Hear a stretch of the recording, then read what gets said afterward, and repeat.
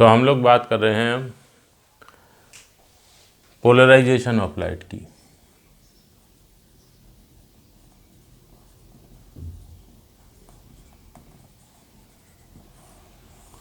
क्या है भाई लाइट के पोलराइजेशन का मामला? देखो ऐसा है, हमारे पास जो लाइट होती है वो एक इलेक्ट्रोमैग्नेटिक वेव होती है। अब उसके बारे में हमें तमाम बातें पता होती हैं कि उसमें इलेक्ट्रिक फील्ड होती है, मैग्नेटिक फील्ड होती है, लाइट का प्रोपगेशन ई क्रॉस बी के अलॉन्ग होता है। ये सब हमको पता है। Electric field, magnetic field, direction of propagation mutually perpendicular होते हैं। ठीक है, मैंने क्या किया, मैंने यहाँ पर वो बातें आपको फिर से याद दिलाई। देखिए कि जैसे कहीं पर लाइट का प्रोपगेशन हो रहा है, direction of propagation of light, तो लाइट में क्या इलेक्ट्रिक फील्ड होगी, मैग्नेटिक फील्ड होगी, और लाइट का जो प्रोपगेशन है वो ई क्रॉस बी के अलॉन्ग होगा। इलेक्ट्रिक फील्ड, मैग्नेटिक फील्ड और direction of propagation mutually perpendicular होते हैं। Electric field, magnetic field and direction of propagation are mutually perpendicular. हमने कहा इसमें चलो मैग्नेटिक फील्ड को छोड़ो, हम सिर्फ इलेक्ट्रिक फील्ड को देखते हैं और अपना कुछ काम डिस्कस करते हैं। तो हम ये कहते हैं कि भाई electric field is perpendicular to direction of propagation of light. तो ये हमने इस बात पे फोकस किया कि लाइट अगर कहीं पर प्रोपगेट कर रही है तो उसमें मौजूद जो इलेक्ट्रिक फील्ड है वो डायरेक्शन ऑफ प्रोपगेशन के क्या होगी, परपेंडिकुलर। हाँ, कोई प्रॉब्लम नहीं है। अब हम ये बात कहते हैं कि जो लाइट का प्रोपगेशन हो रहा है,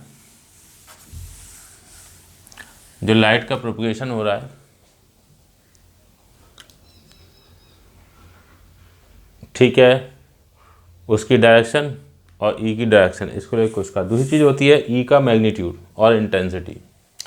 जो इंटेंसिटी ऑफ लाइट होती है वो ऐसे लिखी जाती है ½ C ε0 E0 का स्क्वायर।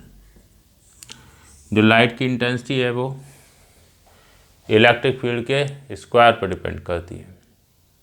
सही है। अब मैंने जब किसी जगह पर लाइट को प्रोपगेट करते हुए देखा तो मैंने लाइट की दो कैटेगरीज बनाई। एक होती है पोलराइज्ड लाइट, एक होती है अनपोलराइज्ड लाइट। हालांकि कुछ और भी हम केसेस कह सकते हैं, circularly polarised light, elliptically polarised light, but वो सब अगर आप डिटेल में कभी लाइट के बारे में, ऑप्टिक्स के बारे में पढ़ते हैं, ये सब चीज़ें पढ़ते हैं पोलराइजेशन के बारे में, तो डिस्कस होती हैं। हमारे लिए अभी उसकी कोई भी ज़रूरत नहीं है। अभी के लिए हमारे पास लाइट की दो कैटेगरीज हैं, एक पोलराइज्ड और दूसरी अनपोलराइज्ड लाइट। तो पोलराइज्ड और अनपोलराइज्ड में क्या फ़र्क है भाई, क्या चीज़ होती है स्पेशल, कुछ वो हमें बताया जाए। बिल्कुल। तो एक होती है पोलराइज्ड लाइट,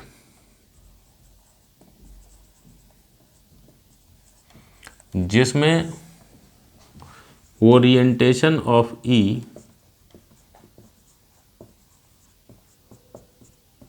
इज फिक्स्ड, और दूसरी होती है अनपोलराइज्ड लाइट,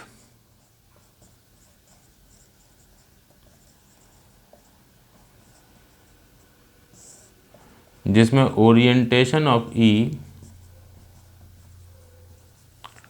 कीप्स चेंजिंग।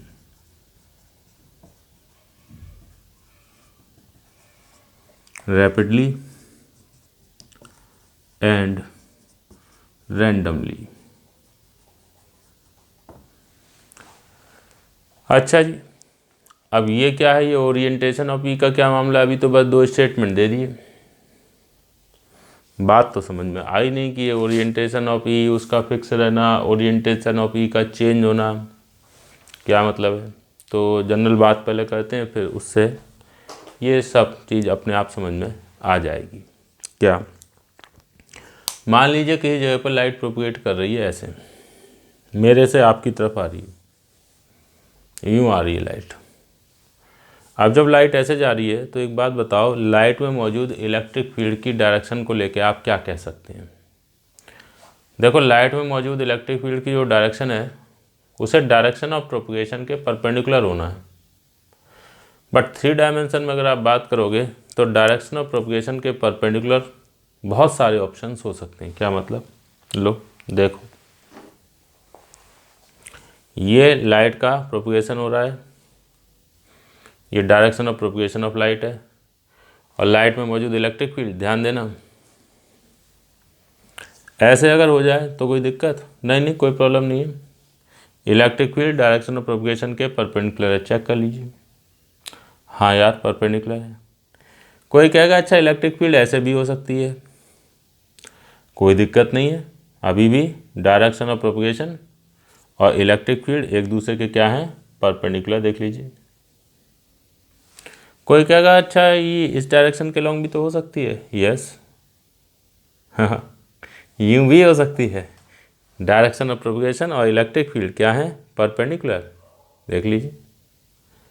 तो इसका मतलब कि जब लाइट इस डायरेक्शन में जा रही है तो इलेक्ट्रिक फील्ड की डायरेक्शन ऐसे भी हो सकती है, ऐसे भी हो सकती है, ऐसे ऐसे ऐसे ऐसे ऐसे, खूब सारे ऑप्शंस इलेक्ट्रिक फील्ड की डायरेक्शन के लिए पॉसिबल हैं। ये देखो, ये सभी जो डायरेक्शनें हैं जो मैं यहाँ पे शो कर रहा हूँ इस वाले पेन के द्वारा, ये सारी की सारी डायरेक्शनें डायरेक्शन ऑफ प्रोपगेशन के साथ 90 डिग्री पर हैं। ये इलेक्ट्रिक फील्ड, ये डायरेक्शन ऑफ प्रोपगेशन, ये इलेक्ट्रिक फील्ड, ये डायरेक्शन ऑफ प्रोपगेशन। ठीक है, तो ऐसे करके इलेक्ट्रिक फील्ड की डायरेक्शन के लिए बहुत सारे ऑप्शंस पॉसिबल हैं, क्योंकि कंडीशन सिर्फ एक है कि जो इलेक्ट्रिक फील्ड की डायरेक्शन है वो direction of propagation of light के परपेंडिकुलर होनी चाहिए। हाँ हाँ, तो भाई मेरे, अगर electric field direction of propagation के परपेंडिकुलर है और उसमें इतने सारे ऑप्शंस बताए गए, तो मैंने क्या किया, मैंने कहा कि यार एक स्पेशल टाइप की लाइट मैंने कहीं पर ऑब्जर्व करी, जिसमें लाइट जब यूँ प्रोपगेट करती है तो इलेक्ट्रिक फील्ड इस डायरेक्शन के अलॉन्ग ही रहती है हमेशा। देखो, मैं ये नहीं कह रहा हूँ कि इलेक्ट्रिक फील्ड का मैग्नीट्यूड फिक्स है, मैं कह रहा हूँ उसकी डायरेक्शन फिक्स है। अरे लाइट है इलेक्ट्रोमैग्नेटिक वेव, इसमें मौजूद इलेक्ट्रिक और मैग्नेटिक फील्ड तो फ्लक्चुएट करते हुए होती हैं, कम ज़्यादा होते हुए रहती हैं। तो ये तो मैं कह ही नहीं सकता कि ई का मैग्नीट्यूड फिक्स है, वो तो फ्लक्चुएट करेगा। डायरेक्शन की बात कर रहा हूँ भाई मेरे। लाइट ऐसे जा रही थी और इसमें मौजूद इलेक्ट्रिक फील्ड हमेशा इस लाइन के लॉन्ग रहती थी। कम ज़्यादा हो रही इलेक्ट्रिक फील्ड, कभी 10, कभी 20, कभी 5, कभी -5, कभी -10, ऐसे करके, लेकिन डायरेक्शन जिस लाइन के लॉन्ग ये इलेक्ट्रिक फील्ड है वो लाइन फिक्स है, हमेशा इलेक्ट्रिक फील्ड इसी लाइन के लॉन्ग रहेगी। तो हम कहेंगे कि ये लाइट पोलराइज्ड लाइट है। कोई और लाइट देखी चली आ रही थी, उसमें मौजूद इलेक्ट्रिक फील्ड देखी, वो हमेशा इस लाइन के लॉन्ग फिक्स है। कम ज़्यादा इलेक्ट्रिक फील्ड हो रही है बट लाइन नहीं चेंज कर रही, हम कहेंगे यार ये भी पोलराइज लाइट है। तो अनपोलराइज कौन है? अरे भाई, लाइट यूँ जा रही थी, तुमने उसमें मौजूद इलेक्ट्रिक फील्ड देखी, आज यहाँ पे इलेक्ट्रिक फील्ड यूँ है, कल यूँ हो गई, परसों यूँ हो गई। ये इलेक्ट्रिक फील्ड जिस लाइन के लॉन्ग है, जिस डायरेक्शन के लॉन्ग है, वो डायरेक्शन लगातार चेंज कर रही है। देखो, ई का मैग्नीट्यूड तो घट बढ़ रहा ही होगा, साथ ही साथ ई की जो डायरेक्शन है वो भी चेंज हो रही है। तो हम कहेंगे कि ये अनपोलराइज्ड लाइट है। ये देख लीजिए, लिखा हुआ है polarised light orientation of E is fixed और unpolarised light orientation of E keeps changing rapidly and randomly. ठीक, तो मैंने कहा भाई ऐसा करता हूँ, पोलराइज्ड लाइट जो है उसको ऐसे दिखाते हैं कि ये है डायरेक्शन ऑफ प्रोपगेशन,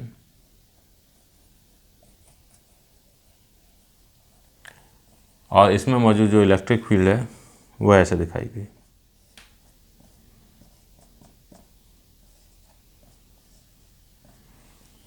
ठीक, ये पोलराइज्ड लाइट है।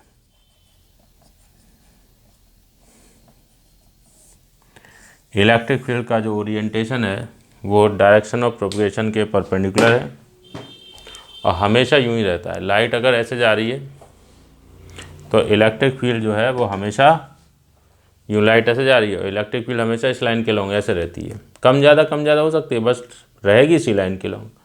अच्छा, इसमें ऊपर नीचे जो दिखा रखा है इसका क्या मतलब है? देखो लाइन तो चेंज नहीं हुई, जैसे इलेक्ट्रिक फील्ड ऊपर की तरफ है इलेक्ट्रिक फील्ड नीचे भी हो सकती है।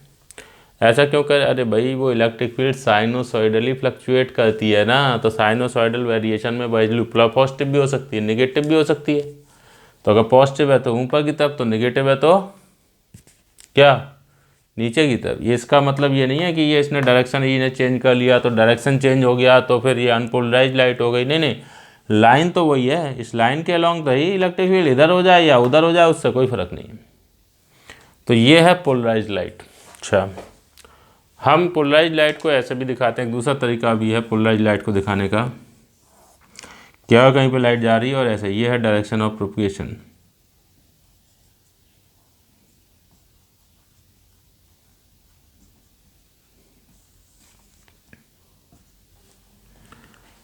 तो जो पोलराइज लाइट है उसको रिप्रेजेंट करने का एक और तरीका है, प्रोपगेट करने की डायरेक्शन बनाइए और ऐसे मोटे मोटे डॉट बना दीजिए, मोटे मोटे डॉट बना दिए।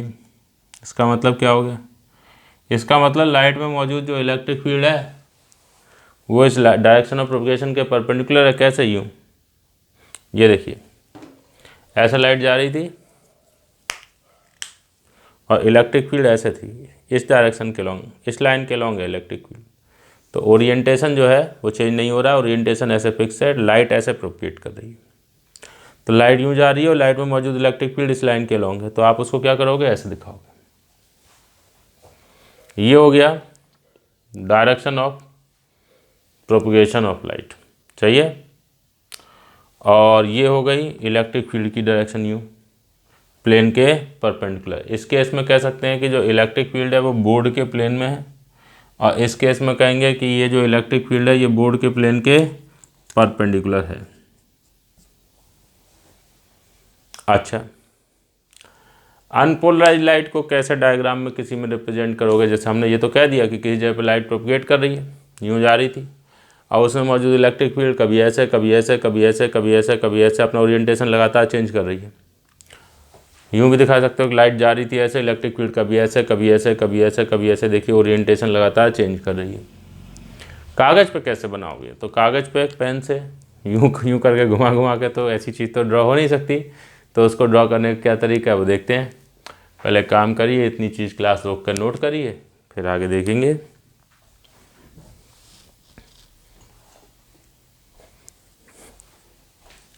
हाँ जी,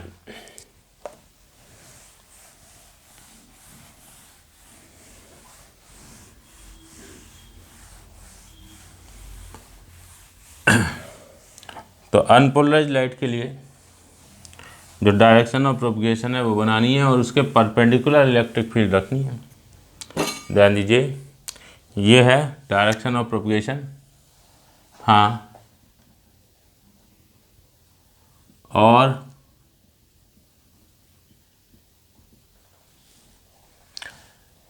इलेक्ट्रिक फील्ड ऐसे।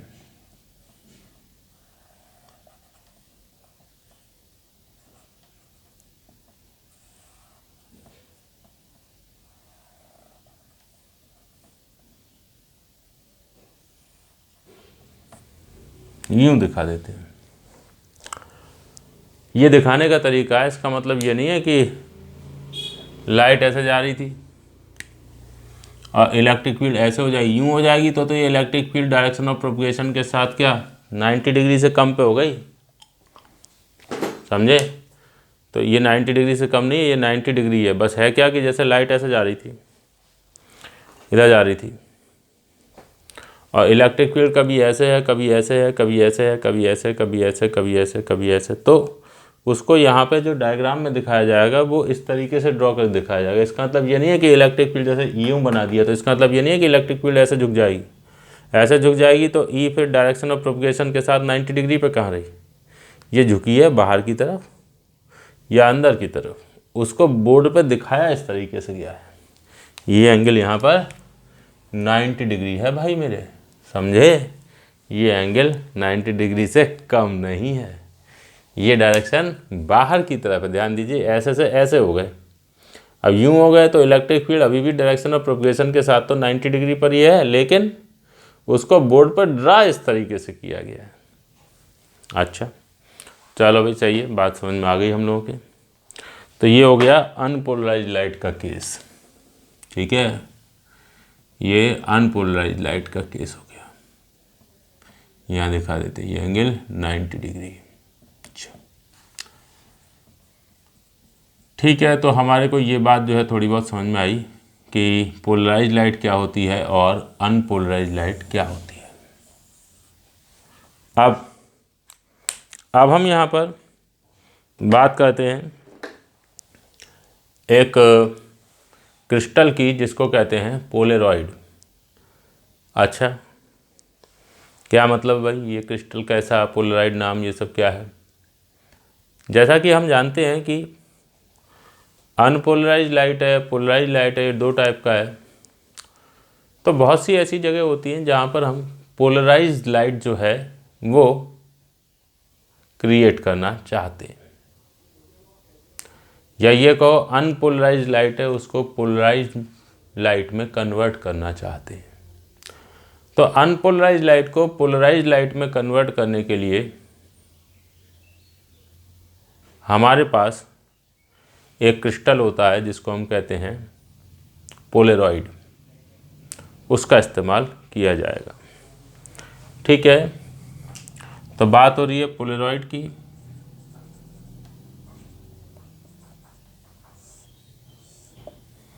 अब वैसे तो हमने ये बात कही, अभी बोली कि इसका इस्तेमाल करेंगे अनपोलराइज्ड लाइट को पोलराइज्ड लाइट में कन्वर्ट करने के लिए, बट शुरुआत हम ऐसे नहीं करेंगे। इसके बारे में जब डिस्कस करेंगे तो अनपोलराइज्ड लाइट का नाम नहीं लेंगे, हम पोलराइज्ड लाइट से ही स्टार्ट करते हैं। ठीक, तो ये किसी जगह पर लाइट आ रही थी, ये direction of propagation of light था।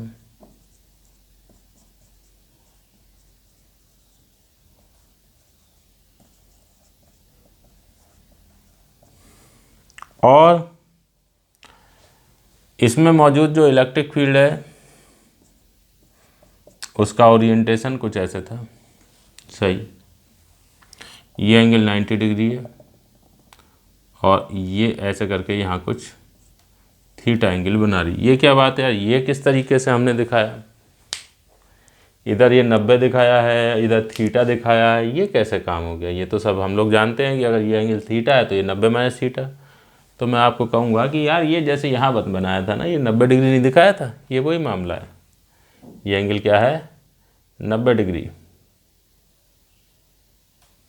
समझे क्या मतलब? देखो समझाने की कोशिश करते हैं। लाइट ऐसे जा रही थी, इसके परपेंडिकुलर यूं करके एक डायरेक्शन आपने बनाई, ये डॉटेड लाइन है ऐसे।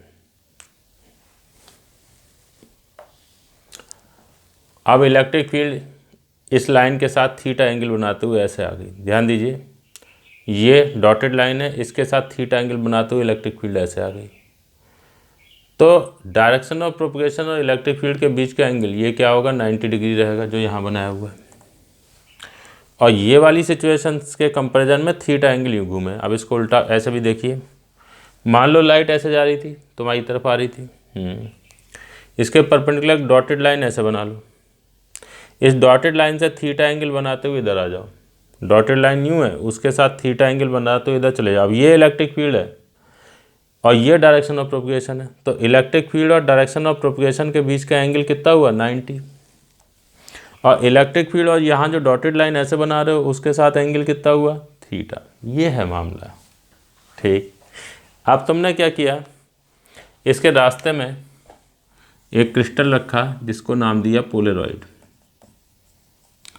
पोलेरॉइड जो है ये खास क्रिस्टल है जिसका जब बनाया जाता है तो इसको कुछ मॉलिक्यूलों की चेन्स के द्वारा बनाया जाता है। मॉलिक्यूलों की एक बहुत लंबी लंबी चेन बनाई जाती हैं, जैसे रस्सियाँ होती हैं, उन रस्सियों को पैरेलल अरेंज करके क्रिस्टल बना दिया जाता है। तो उससे क्या होता है कि क्रिस्टल की कंडक्टिविटी में कुछ एक अजीब सा बिहेवियर देखा जाता है कि किसी एक डायरेक्शन में तो क्रिस्टल के पास खूब कंडक्टिविटी होती है, उसके परपेंडिकुलर नहीं होती। हमें उस सबसे कोई मतलब नहीं है। समझा जा सकता है, डिटेल में डिस्कस किया जा सकता है और आसान है, बात करी जा सकती है, बट हमें ज़रूरत नहीं है। हम सीधे सीधे क्रिस्टल करता क्या है उस पर फोकस कर रहे हैं, कैसे करता है उसकी बात नहीं कर रहे हैं। तो ये पोलराइड है और इस पोलराइड को जब बनाया तो एक इस पर लाइन खिंची हुई है, ये है axis of polarisation of polaroid. ये लाइट जो इस पर गिर रही है ये पोलराइज्ड लाइट है। लाइट में जो इलेक्ट्रिक फील्ड है उसका ओरिएंटेशन फिक्स्ड है। लाइट में जो इलेक्ट्रिक फील्ड है उसका ओरिएंटेशन फिक्स्ड है और इस पोलराइड का जो एक्सेस ऑफ पोलराइजेशन है वो यही डॉटेड लाइन के पैरेलल, जो डॉटेड लाइन मैंने दिखाई। अब ये लाइट जब इस पोलराइड से पार होगी तो क्या होगा, जो पार होगी वो भी पोलराइज्ड लाइट है, जो पार होगी वो भी पोलराइज्ड लाइट है। ये direction of propagation of light है।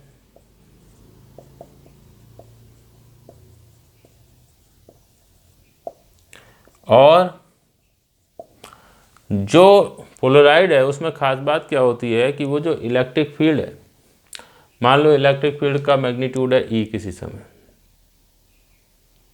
तो ये क्या करता है,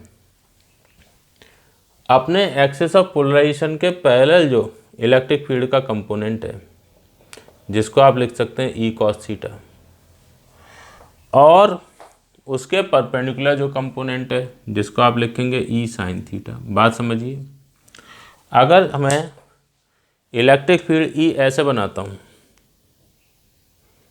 ठीक, और इसके साथ घुमा के ऐसे कर देता हूँ, कितना एंगल थीटा, तो जब E ऐसे है तो उसका इधर की तरफ कंपोनेंट हो जाएगा E cos थीटा और इधर हो जाएगा E sin थीटा। बात समझिए, लाइट ऐसे जा रही है, इलेक्ट्रिक फील्ड इस लाइन के साथ, ये लाइन डॉटेड लाइन है, इसके साथ थीटा एंगल पर है, तो इलेक्ट्रिक फील्ड का इधर की तरफ कंपोनेंट क्या होगा E cos थीटा, इधर क्या होगा E sin थीटा। तो ये पोलराइड क्या करता है कि लाइट में मौजूद जो इलेक्ट्रिक फील्ड है उसके E cos थीटा, ये वाला जो कंपोनेंट है, उसको तो अपने से पास होने देता है और E sin थीटा को अपने से पास होने नहीं देता है। अच्छा, तो polaroid passes E cos theta, यानी कि component of E parallel to axis of polarisation of polarisation. जो पोलराइड का एक्सेस ऑफ पोलराइजेशन है उसके पैरेलल जो इलेक्ट्रिक फील्ड होगी वो तो पास हो जाएगी, और polaroid absorbs E sin theta, यानी कि component of E perpendicular to axis of polarisation. समझे, ये क्या करेगा, ये इस इलेक्ट्रिक फील्ड को तो पास होने देगा और इस इलेक्ट्रिक फील्ड को एब्जॉर्ब कर लेगा, उसको पास होने नहीं देगा। ये वाली इलेक्ट्रिक फील्ड पोलराइड के पार जाएगी और ये वाली इलेक्ट्रिक फील्ड पोलराइड के पार नहीं जाएगी। अब इससे हुआ क्या, इससे दो चीज़ें हुई।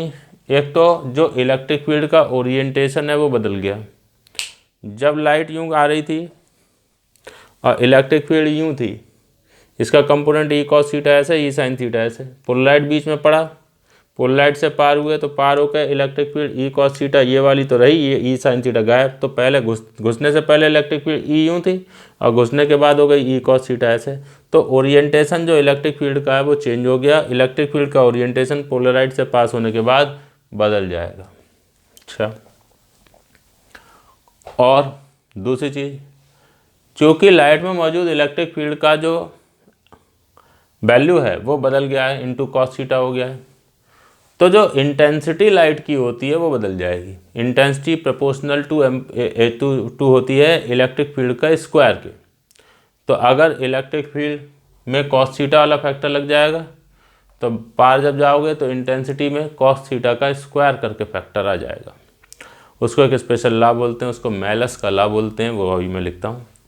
पहले आप इतनी चीज़ नोट कर लीजिए। थोड़ा कठिन है, थोड़ा विजुलाइजेशन में थोड़ा टाइम लगता है, 2-3 बार इसको आपको पढ़ना पड़ेगा, सही से मन में सोचना पड़ेगा, तब चीज़ें दिमाग में बैठेंगी। ठीक है, एक बार में नहीं होता कि एक ही बार में बता दिया हो तो दिमाग में क्लियर हो, क्योंकि 3 डायमेंशनल मामला है ना, तो 3 डायमेंशन में आपको खुद अपने दिमाग में थोड़ा सा पिक्चर बनानी पड़ती है। ठीक है, चलो तो पहले क्लास रोको, इसको नोट करो, फिर आगे देखते हैं।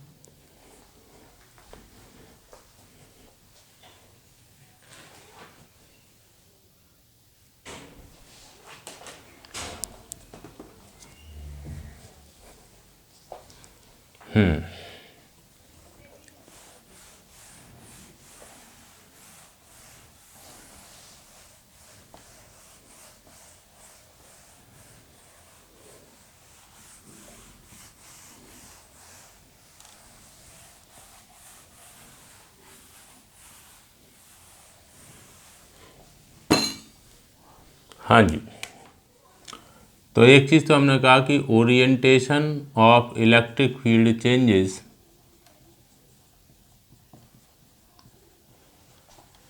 When light passes through polaroid. अच्छा, हाँ हाँ सही है। और दूसरी चीज़, intensity of light changes when light passes through polaroid. Intensity में जो चेंज आता है उसके लिए हम मेलस का लॉ जो है वो कंस लिखते हैं, लॉ ऑफ मेलस। क्या है भाई लॉ ऑफ मेलस? वो देखिए, ये एक पोलराइड है, ये इसका एक्सिस ऑफ पोलराइजेशन है,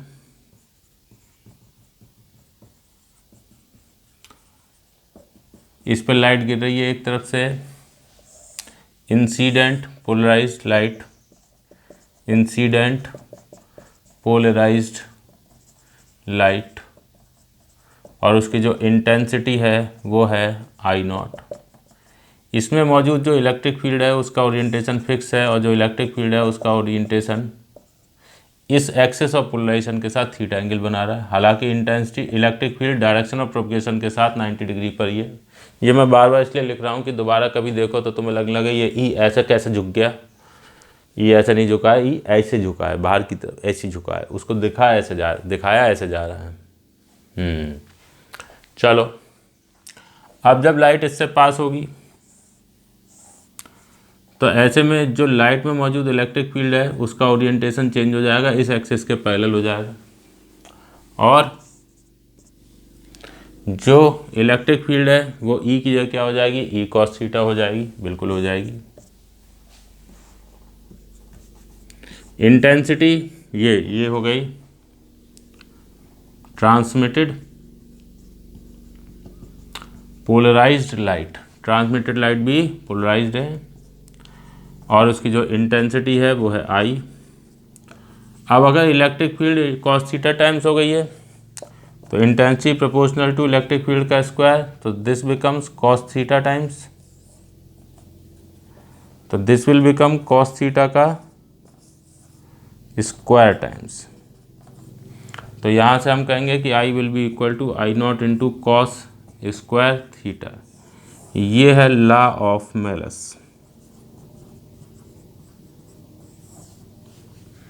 कि जब लाइट किसी पोलराइड से गिरेगी, इंसिडेंट लाइट किसी पोलराइड पर गिरे, कोई पोलराइज्ड लाइट किसी पोलराइड पर गिरेगी और जो इलेक्ट्रिक फील्ड उसमें है वो एक्सिस के साथ थीटा एंगल बना रही है, लाइट की इंटेंसिटी आई नॉट है, तो जब लाइट पास होगी तो इलेक्ट्रिक फील्ड का ओरिएंटेशन चेंज हो जाएगा, इलेक्ट्रिक फील्ड का मैग्नीट्यूड चेंज हो जाएगा और इंटेंसिटी भी बदल जाएगी। आई बराबर होगा आई नॉट कॉस स्क्वायर थीटा। ये मेलस का लॉ हो गया।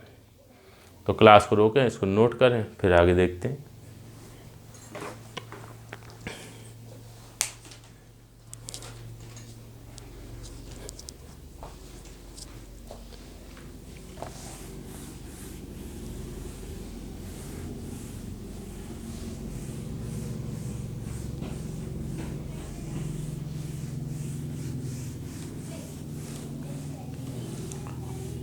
अब हम ये बात कहते हैं कि हमारे पास जो लाइट है,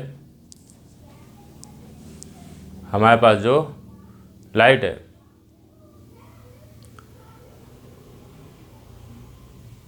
वो मान लो अनपोलराइज्ड है और वो गिरती है किसी पोलराइड पर। तो लाइट जब पास होगी पोलराइड से तो उसकी इंटेंसिटी का क्या होगा।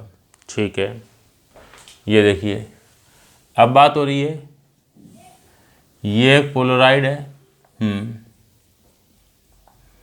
ये इसका एक्सिस ऑफ पोलराइजेशन है,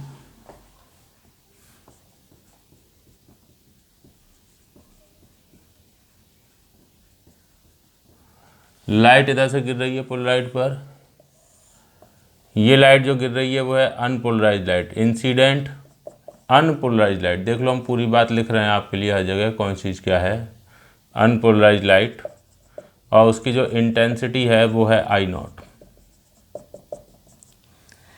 अब लाइट जब पास होगी इससे, तो पहले हमने ये कहा कि आज जो लाइट गिरी है उसमें मौजूद जो इलेक्ट्रिक फील्ड है ज़रा उसको दिखाओ पहले ऐसे। ठीक, अब जब लाइट पास होगी तो लाइट में मौजूद जो इलेक्ट्रिक फील्ड है उसमें खास बात क्या होगी कि वो पास जब होगी तो बस इस एक्सिस के अलॉन्ग ही मिलेगी। ठीक है, जो भी इलेक्ट्रिक फील्ड लाइट में थी उसका एक्सिस के अलॉन्ग वाला कंपोनेंट तो पास हो जाएगा, एक्सिस के पैरेलल वाला कंपोनेंट तो पास हो जाएगा, और एक्सिस के परपेंडिकुलर वाला कोई कंपोनेंट पास नहीं होगा। तो जो इलेक्ट्रिक फील्ड है वो ऐसे मिलेगी। सही है, हमने कहा यार ऐसा है, ये हो गई ट्रांसमिटेड पोलराइज्ड लाइट। सही है, बिल्कुल सिंपल सी बात है। अरे यार जब लाइट गिर रही थी तो उसमें मौजूद जो इलेक्ट्रिक फील्ड है उसका ओरिएंटेशन लगातार चेंज हो रहा था, और जब लाइट पास हुई तो उसका ओरिएंटेशन फिक्स हो गया। तो जो लाइट है वो पोलराइज हो गई। अब इसकी इंटेंसिटी है मान लो आई, तो हमने कहा यार ऐसा कि अब इसकी इंटेंसिटी क्या लिखें। देखिए आई बराबर होगा आई नॉट कॉस स्क्वायर थीटा। अब इसमें है क्या कि जो थीटा है इज़ नॉट फिक्स्ड, क्योंकि जो इंसिडेंट लाइट है उसमें मौजूद जो इलेक्ट्रिक फील्ड है वो अपने ओरिएंटेशन को लगातार बदल रही है। आप ध्यान दीजिए, लाइट ऐसे आ रही थी, ये एक्सिस ऑफ पोलराइजेशन यू है, और इलेक्ट्रिक फील्ड बार बार ऐसे ऐसे करके डायरेक्शन चेंज कर रही है। तो इलेक्ट्रिक फील्ड और जो एक्सिस ऑफ पोलराइजेशन है उसके बीच का एंगल बदलेगा। इसको ऐसे समझ सकते हैं आप कि लाइट यूँ आ रही थी, मान लो यूँ आ रही थी, तुम्हारी तरफ आ रही है लाइट, और ये है एक्सिस ऑफ पोलराइजेशन पोलराइड का।